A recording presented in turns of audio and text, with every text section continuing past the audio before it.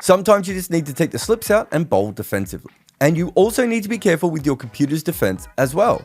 If you need a VPN, go Nord. NordVPN.com/Kimber to get a 2-year contract with a discount, plus 4 extra months and gifts in some markets. It's completely risk-free with Nord's 30-day money-back guarantee. The link is in the show notes. So put in some dot balls and turn them into maidens via NordVPN.com/Kimber.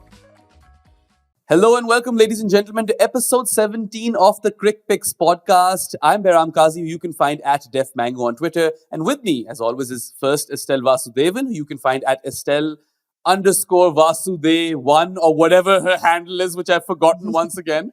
Something along those lines. And of course, Jarrod Kimber, who you can find absolutely everywhere. And the topic for today is all-time T20 12, not 11, because we're going to be drafting a 12th man as well. And basically 4 picks each in a snake-style draft, and the order goes 1, 2, 3, 3, 2, 1, as you all may know, whoever has been following Crickpicks. And pick number 1 has gone to Jarrod Kimber this time, and I think he'll be happy with that. You say that. I mean, I should be happy with that. I think it probably has to be a batter. I think because batters face more balls than anywhere else. So I am going to go. Oh, this is not easy, is it? It should be an opener, but I'm not sure it is an opener for me. I'm going to go AB de Villiers. Good one. I think it has to be a batter that goes first, and I think he is the best batter that I have seen in T20 cricket so far. And he was really good at cricket. And I wrote a piece hilariously saying that I thought he could play into his 40s, like 42, 43. And I think he retired like while I was writing the piece. I honestly thought he was that much more talented than everyone else. He could have just gone on and continued to play and been incredible. But at his absolute best, I don't know how you bowled to him. And just a thorough professional, did everything he had to do to get his career right. And he had every single shot. There was not a way that you could bowl to him, that really bothered him. So, AB de Villiers. I mean, he is the pioneer of 360-degree cricket, right? Like, he's the one who kind of started it. And he has the fastest 100 in ODI cricket, got it off, 30 balls or something? So AB was an obvious choice. He was in my top 3 as well. And it makes sense that you've picked him. Also, although there are a lot of hard-hitting keepers, if we don't end up selecting one of those guys, AB can keep wicket for us, right? So that's what I was thinking as well. Yeah, I mean, I think his all-round ability helps us a little bit there, but we might find another wicketkeeper. Matty Wade might slip in. There are a few, aren't there? My first pick. Well, I was actually confused. If I got first pick, I would be confused between these two. You've picked one of them, so it's made my job easier. For my number 1 pick, I'm going to go Christopher Henry Gale. And yes, of course, we all remember how Gale took a little bit of time to get going. But on the days where he would get going, it was game over. Like, his team had won. And someone who could hit sixes for fun and literally without moving his feet as well, just stand and deliver. And he was a unit and a half, really. And Gale also just was pretty much built for T20 cricket and has milked T20 cricket well into his 40s. Could roll his arm over as well. And I would just say that for someone who holds the record for most number of hundreds in the history of T20 cricket, which I think is 22, and I think the next best is Babar at 12. So that's the gulf that we're talking about over there. And someone who also, might have been, born just a tad bit early. Like, if Gale had debuted in 2009 instead of 1999, who's to say how many records he would have broken in T20 cricket? Did he debut in 1999? In ODIs, yes. Oh my God, how old is he? The universe boss. Yeah, look, it's the batting, it's the starting slow.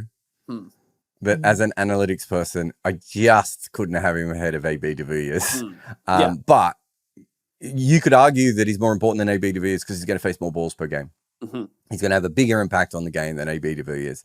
But either, I don't, it's more about personal preference. But I think those are two, perfectly reasonable. The only other option would be whether someone went with an all-rounder. or a bowler, and maybe you can make a claim for at least one all-rounder to be ahead of Chris Gale, but he's probably in the top 3 or 4, no matter who's making the list. Yeah, I mean, if anyone creates an all-time T20 11 and doesn't have Gale in there, I would question them, right? So, and AB for that matter. So both of those guys, definitely, it makes sense to have them. Now it's on to Estelle, who has 2 picks in a row, and watch her pick Sangakkara. How can you do this Sangha wouldn't pick every himself. episode when you're the one picking Pakistanis? Yeah, you I just know. picked 4 Pakistanis A lot of in people a give me previous shit one. for that in the comments as well. I'm just playing along. It's fun at this point. That's the only reason I do it. Actually, just on Gale, right? And I remember during that 2008-9 through to 2012, it was almost unfair when he got going because you can't do anything once he gets past those first few deliveries to get going. And Sri Lanka, of course, suffered a few of his knocks. I think he hit a 100 in goal. So, I mean, in Test cricket, of course. He played an innings against Sri Lanka in the semi-final of the 2009 World Cup, I want to say.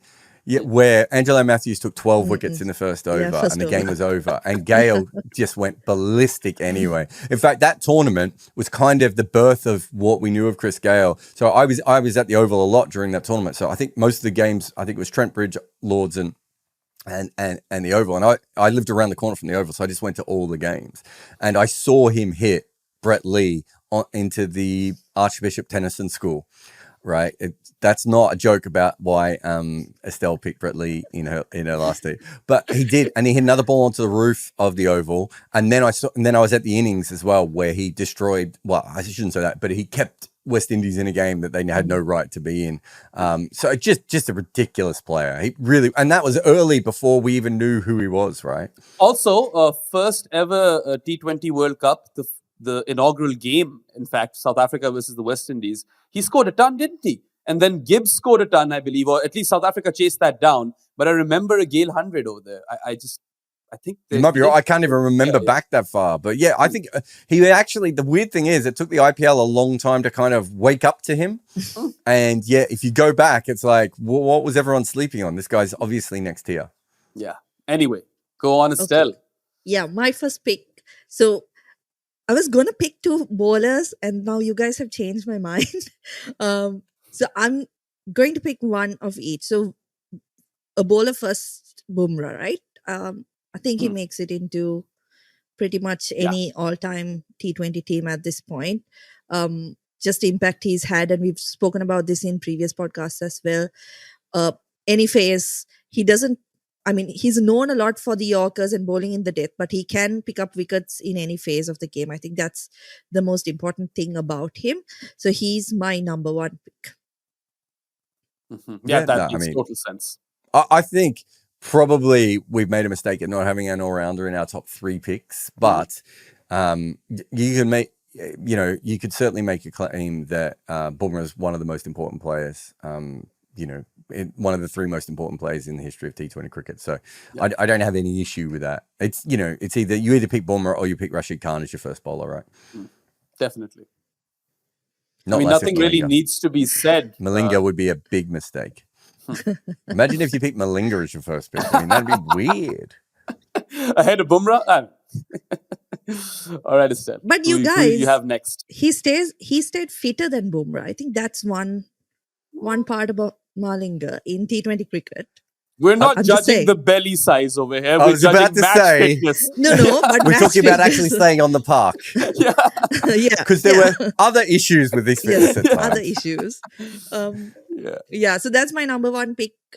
Number 2, I'm thinking about whether I should go with someone who I might lose out later on in the draft or just go with an opener. I'll go with Joss Butler to open with Chris Gale. Ooh. Okay. I didn't think that'd be our other opener. At least we got a wicketkeeper now. We've got 2 wicketkeepers. Yeah. Now we don't need to worry about the wicketkeeper at all. But honestly, he was on my list. Butler was there. Obviously, he has to be. But I never thought he'd go, picked in the first 4. Yeah. That's a surprise. Yeah. So what made you take him over, someone like David Warner? Yeah, I think Butler his ability to bat in different phases and he's able to do what the team requires. I think my mind goes back to a game against Sri Lanka where I think England was 60 for 4 or 60 for 5 in 10 overs where Butler opened. And then he goes absolutely berserk in the last 10, gets to 100 and puts up a winning total. I feel like that kind of encapsulated what type of player he is, because he's able to do anything on the field. Like if you need him to kind of soak up deliveries and, play that kind of knock, he can do it. But he can also really the ideal anchor in a sense, in the fact that he can play both roles, right? I love the fact that you told a story about why you picked Butler as an opener, and then you told us a story about when he batted at number 6. No, he didn't bat at 6. He was opening in that game. They lost a lot of early wickets, but he was there throughout the innings. I mean, he's the sort of guy who, could just get you a ton when there are only 8 overs that have been bowled, right? Like, that's Jos Buttler. We've got 2 360-degree players as well in Buttler and AB, so this team is shaping up nicely. And I mean, yeah, I would have picked Warner ahead of Butler, but I'm not upset that we've gone with Butler ahead of Warner. I definitely also 2 left-handers, right? If we picked Warner, we would have had 2 left-handers. Yeah, that's true. That is true. I think if you look at Butler, he has better opening stats than Warner. He averages more when opening the batting than Warner, and also I think, just having a look, he's up on him on strike rate as well. They're about the same on strike rate, so it's fair. I think it's just that I would have thought the more, because of the amount of runs, most people would have defaulted to Warner, but I'm not. I'm not against Butler, and Butler gives you something that Warner doesn't give you. He does give you that ability to wicket keep, and he's very, very fast between the wickets, so you're not losing anything. Although, not that you need to be fast between the wickets. You're batting with Chris Gale, I suppose. And I mean, he is a T20 World Cup winning captain, so there's that. Can't take that away from Jos Buttler. I am surprised that I've gotten this pick. It's an obvious one for me at this point. Rashid Khan, yeah, definitely. That's pick number 2 for me. And he picks himself in any T20 all-time 11. And I've mentioned this time and again, maybe on this podcast even, that he's an absolute cheat code in T20 cricket. And now he doesn't go for runs, and he also picks wickets in heaps. And after all of these years, people still struggle versus him the same. Recently, the Lahore Qalandars did not have him in their ranks in the PSL, and they look like garbage without him, right? Like, that's just how much of an impact he has. And you cannot replace Rashid. He's one of a kind. And he's probably the most successful wrist spinner to ever play the format. I think that's a safe claim at this point. Yeah, and also handy with the bat, right? Now he's turning into one of the better all-rounders down the order. One of the most unorthodox batters around as well. Yeah, just gives you flexibility when he can bowl as well. Can bowl with the new ball, can bowl in the middle, will bowl at the death. So for a wrist spinner, it just gives you so much. I think this guy's gone way too low, Andre Russell. So I think that if you were doing an analysis of the biggest impact of any T20 player, I think it probably is Andre Russell at his peak. He was a slightly above par bowler, but his strike rate is just absolutely ridiculous. And the way he hit the ball. And the funny thing is that I think when a player like that comes along, you're like, oh, everyone's going to start playing like Andre Russell. And no one has, right? Like, it really hasn't happened. And I think his knees went when he was around 32. And he's such a natural athlete that you kind of think that should have affected his cricket. But he's found a way to still be a plus player almost all the time. Even recently we saw him playing against Australia and doing some things. And to be able to do that with no cartilage in your knees is a ridiculous thing to be able to do. So I'll go Andre Russell. And then, just to annoy Estelle, I'll go Lasith Malinga as my next pick. I think Jasprit Bumrah and Lasith Malinga are the 2 most important bowlers seam bowlers in T20 cricket. The only issue I'd have with having both of them in the one team is that you have then 2 guys who are death specialists and are probably not as great with the new ball, but it doesn't matter because we've got Rashid Khan in the side, and we've now got we've already got Andre Russell with a little bit of all rounding stuff available to us there. So I've got absolutely no problem with Lasith Malinga and Bumrah being the first 2 picks for seam bowlers. Yeah, no, that definitely checks out. And Dre Russ had to get picked at some point. I mean, I had him in my list. I just didn't want to miss out on Rashid because I've got Gale and then Rashid. And of course, we're building this all-time T20 11 as a unit, but I kind of want to win this as well. So those are two solid first two picks. What does our team look like right now, Jarrod? Can you kind of take us through it? Yep. Opening the batting, we have Gale and Butler. I'm assuming at first or second drop, we have AB de Villiers. And then we have Bumrah. Russell would be batting at, let's say, 5 or 6. And then we have Bumrah and Malinga with Rashid Khan. So I'm going to just go ahead and give this team a bit more all-round strength. And we have some slots open over there in the middle order. So I'm going to go Hardik Pandya. And this is someone who, again, like I know Estelle talked about how Butler can play the phased game. Well, Pandya is versatile. He could, bat in a crisis situation. And he could also just come out there and smash it out of the park, like from ball one. Someone who can bat at a ridiculously high strike rate when he wants to and he's feeling it. And with the ball, I think he's improved like so much, right? He was even bowling the wobble seam so well in the ODI World Cup. And when he's fit, it's not that he's like a medium pacer. He can crank it up a notch. So I like that about Hardik Pandya. I also like the attitude with which he plays the sport. He's a competitor. He's a winner. And I mean, in current T20 cricket, I know this is an all-time team, but he's got to be the best pace bowling or seam bowling all-rounder out there. And he is a genuine all-rounder at that as well. So, safe pick for me, Hardik Pandya. Yeah, I mean, my only issue with him is that he should have a strike rate of 150 in T20 cricket, and it's like 139. And that just annoys me because he could easily be 150. And this whole thing of him trying to be an anchor, I don't need you to be an anchor, mate. We can find anchors. Anyone, we can make an average player into an anchor. Just go out and smack it. But he's bowling very, very similar to Andre Russell with his bowling in that he's not a positive. He's not a massive positive bowler, but as a fifth bowler, he's better than most fifth bowlers. And because he strikes, he's always going to get you wickets. You know he's going to go for runs a bit like Dre Ross, but you know he's going to get you wickets. And then I do think that I like the fact that he can bat in multiple roles. I just don't think he needs to, but I do like the fact he has that skill available to him. So, and he's someone who, even a couple of years ago, you probably wouldn't have had him on this list. If he has 2 or 3 more great years, like he can. I don't know if he can get to the Andre Russell level, but he can at least be in that conversation. Yeah. And I mean, Russell and Pandya can share their overs in this team. They don't need to bowl 4 overs, right? So that kind of helps our bowling lineup. Gale's going to bowl a couple. So.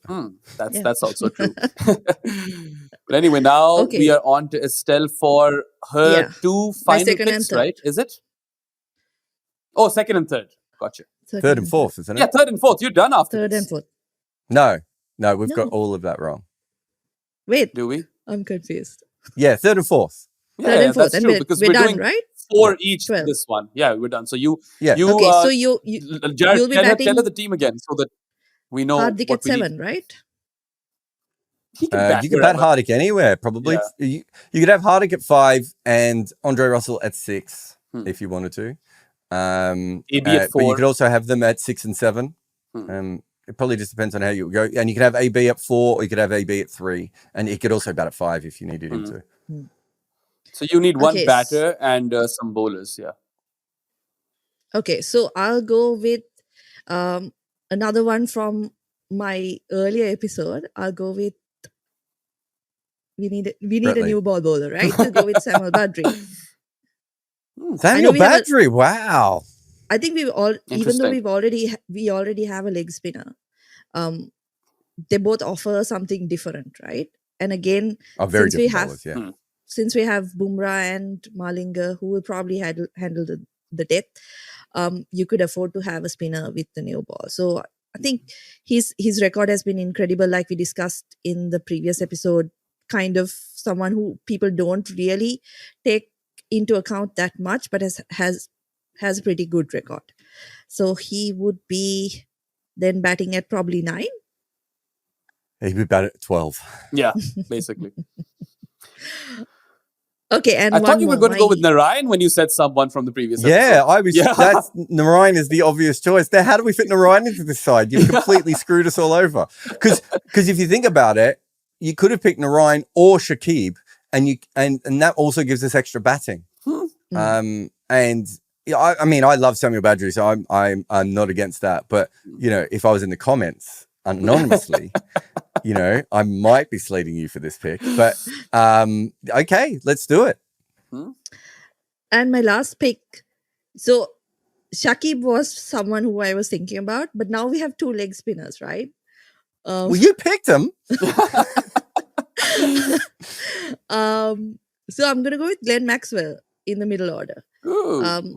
Yep. Another guy who offers a lot of power, right? And is a pretty good off spinning option. I mean, you watch him bowl and you don't think he'd be able to do so much, but he's had some success, particularly in the last couple of years with the ball as well. I mean, it doesn't matter. He ain't bowling in this side, is he? Yeah. It's just, I mean, Gale's bowling ahead of him. It's just there's no reason to bowl him with this side. But I get your general point. I think I don't have any issue with it. I think he gets in on batting alone, right? I remember in 2020, it was at the start of lockdown. We did it was me, Matt Roller, Gaurav, and Ranok did a thing for Crick Info about the best T20 side of all time, and they wouldn't put Maxwell in because he was considered a failure in the IPL. He's got an average of 26 in the IPL with a career strike rate of 157. But the last couple of years, he's averaged 33, 27, 42 with strike rates of 144, 169 and 183. We're now seeing what we saw of Maxwell everywhere else. We're now seeing of him in the IPL. And I think his career strike rate is 154. Just ridiculous. I remember working with him at Melbourne Stars, and it was such a cheat code to have him as a player. Of all the different things you could do with him. He's also, for a period of time, probably one of the best fielders in T20 cricket as well. I know he doesn't move as well anymore, that he's broken his legs and he had some issues off field. It's probably fair to say at times. I mean, even if he does break his leg in our team, he could still smash sixes, right? He's shown us that during the ODI World Cup. And in our team, it's more a question of where he fits into the batting order, because probably him and AB de Villiers are both more naturally suited to number 4, but as it currently stands, one of them would have to bat at number 3. But I don't think that's a huge issue. I mean, had Estelle picked Sunil Narayan, we could have sent him as pinch hitter at 3. Yeah, I mean, Estelle picking Sam Badri was it's caused a level of chaos that I don't think we were ready for. Yeah, but I mean, Maxwell, though, is a solid pick. I definitely would have, opted for him as well. Even though he was lower on my list of players, like there are some people ahead of him, but I'm happy with Maxwell in there. Plus, we've got a fair few 360-degree players now. Maxwell, AB, Joss Butler. So I like that. I like how our T20 11 or all-time T20 11 has that element to it where they can just smash you anywhere and the range is off the charts. Jarrod, what's our team looking like right now? Because I'm going to pick a player accordingly. Yeah, so Butler, Gale, Maxwell, de Villiers, Space, potentially. Dre, Russ, Hardik, Rashid Khan, Samuel Badri, Jasprit Bumrah, Lasif Malinga. So we're missing that kind of, number 6 type of batter potentially, or number 5 type of batter, if you wanted to go there. We can also, we've got we've only got 3 we've got 4 specialist bowlers, but 2 of them are spinners. So there's probably an option for that. And there's probably a couple of, I would say there are 3 elite chasers that we don't have in this side as well that you could easily slip in. All right. So who is bowling with the new ball in this team? We've got Bumrah and Badri, right? Yeah. Okay, interesting. So we need a player at 6 who could perhaps bowl a bit. Maybe give us some options with the new ball. Malinga can bowl with the new ball, though. He can bowl 1 or 2 with that, can't he? And you could easily fit Hardik with 1 or 2. So you don't have to pick a new ball bowler. I'm not saying don't, but I'm saying you don't. I don't think it's as necessary. Yeah, I'm just thinking we've got a lot of all-rounders already. So do I need to pick another all-rounder? That's what I'm thinking, right? Yeah. Maybe we don't. And for that reason, I'm going to go with someone who is an out-and-out batter, and that will be David Miller. And, someone who's very reliable when it comes to six hitting towards the death. And, I've seen David Miller chase down 100 runs in like 6-7 overs in the IPL, right? I've literally remember that game vividly. And he's someone who has lasted the test of time. He's still very, very good. He's a thorough professional and also an amazing fielder. So I was tempted to go for one of Dwayne Bravo or even Abdul Razak. But we have a lot of all-rounders already. And if new ball bowling was an issue, I might have gone for Razak, But because I was then thinking along the lines of out-and-out hitter who can bat in the lower middle order, David Miller is kind of the first name that came to mind. Okay. So I think you had three options with that player, right? And I think you have Kyron Pollard, you have MS Dhoni, and you have, we've already got Butler, so he doesn't count. And you've got David Miller. I think I probably would have gone with either Dhoni or Pollard, only because there was that period in the middle of Miller's career where he wasn't as exceptional, whereas Pollard and Dhoni Dhoni's played on too many years, but and with Dhoni you also get the additional captaincy, and with Pollard you do get extra bowling. We don't need the extra bowling here, but you do get the bowling and the fielding on that other level. But yeah, I probably would have gone with one of them, but Miller was in that three. That when I said there were three guys that you could pick, I was trying to hint that it was those three guys without saying it, because I realized now that if I'd hinted to Estelle earlier that we could get a spinner who could bat, she could have picked Afridi or Narain or Shakib, and instead Samuel Badru does. You could go for one of those guys as the 12th man, and then we can kind of rejig the lineup, right? Or you could go with Dhoni as well. Up to you. We're going to get plastered if we don't. Or are you going to be... Yeah, are you going to be like peak Jarrod and go with someone who is a 12th man? Jim Fote will come in. The best 12th man... Okay, the best 12th in cricket is either Fabian Allen or Hayden Walsh Jr. So I could do that. Don't do it. I'm not going to do that. Please give us depth. All right, so we don't have a spare bowler. A spare seamer. So we only have two frontline seamers. And then we've got Hardik and Dre Ross. So we certainly don't need another all-round option there, but we might need another specialist seamer. So that would be Stark. You could also, I don't think Dwayne Bravo is in the best team of all time, but for this particular side, Dwayne Bravo might be interesting, although you don't need him because you've got Boomer and Malinga, and you probably don't need his batting. I kind of then think it might be the fairest to just pick the best player who's not in this squad at the moment. So that is out of Warner, Dhoni, Pollard, Narain, yeah. Narain could really fix things for us, Jarrod, if you think about it. And then Badri doesn't play. Yeah, because I think Dhoni should probably be in this squad because the double. I know the last few years have been crap, but that was he kind of made the IPL by everything he did, and then was absolutely brilliant at it as a tactician and everything else. And we don't have a great tactician in this. We don't have a great captain. I know Butler's won a World Cup, but and I'd love to have Glenn Maxwell running this team just because of the randomness of him opening the bowling with Chris Gale would bring. So Dhoni should be in the team. So it's really, I think it's Dhoni, Narain, and Stark. It's between those three. I did all the lobbying I could. Rest is on you. I think it has to be, I think for this particular team, should it be Stark or should it be Narain? Stark or Narain? I timer on these things. Going to go Stark, so we have the new ball bowling. Fair enough. Yeah, I think I'll pick Stark, so we have new ball bowling, and then he can also obviously bowl in the middle, or him, Malinga, and Bumrah can do whatever they need throughout the rest of the time. Narain's very unlucky. I mean, I feel like I did not pick Narain. I feel like Estelle made it impossible to fit him in to this side. And I feel that Dhoni should be in this side as well, but it's the David Miller spot that he's not in. And Dhoni sometimes took a bit of time, right?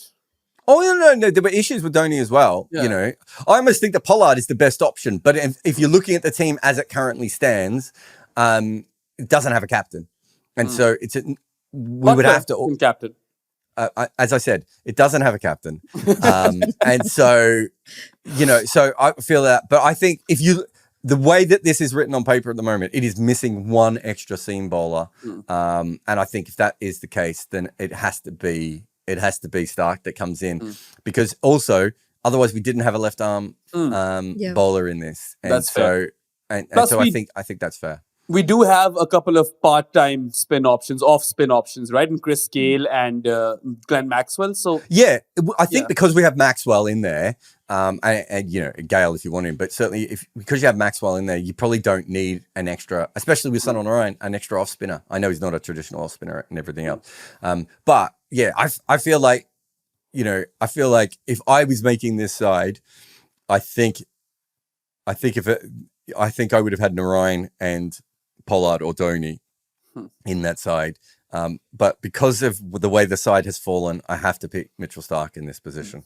And apologies to all the CSK fans out there ahead of time. But I just remember I would have had Dhoni in. It's the other two that screwed you over, not me. Let's go through the team. Righto. In batting order, we'll do this, and then we'll go through the picks. So we have Gale, Butler. Let's go Maxwell, De Villiers, Miller, Hardik, Russell, Rashid, Stark.